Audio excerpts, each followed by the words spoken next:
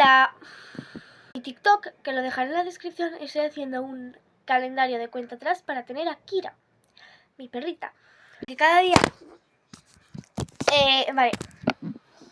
Consiste en que cada día saco algo de esta bolsa y hoy es el día 1 y hoy quiero enseñar todo lo que hay porque ya lo abrí y hoy me tocó. O sea, en plan, no, yo saco algo así al azar y lo que saque lo guardo en esta caja. Que sea así y hoy me tocó, o sea, hoy saqué esta pelota. Tengo muy pocos días porque tengo que buscar y porque me tienen que llegar 2 paquetes de Shein que tienen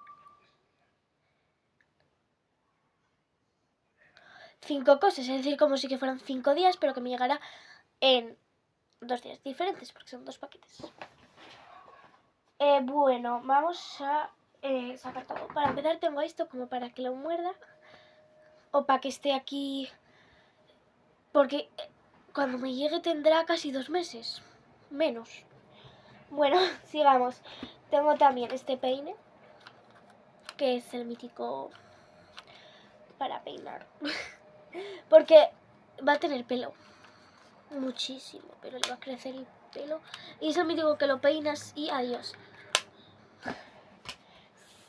Siguiente cosa, un calcetín. Bien para que muerda.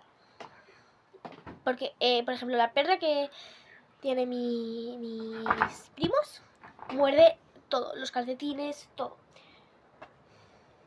Ciego, otro calcetín, pero este o el otro para hacerle ropita a base del calcetín.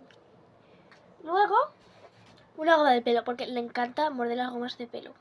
Lo vi por ahí, que le encanta. Entonces, una para ella. Luego, pues una pelota, no sé. Simplemente porque siento que le puede gustar verla así. No sé. Luego, esto de aquí. Es un sonjero, no sé, para que lo muerda. Y esto de aquí es del McDonald's, es un peluchito. Y por último lo que tengo, esto como para que esté ahí echado. Y ya está, pero me tiene que llegar un paquete de Shein que tiene un recinto, un comedero, un bebedero, un juguete y una manta. Bye. Dejarme guardar todo. Bolsa de Oxford.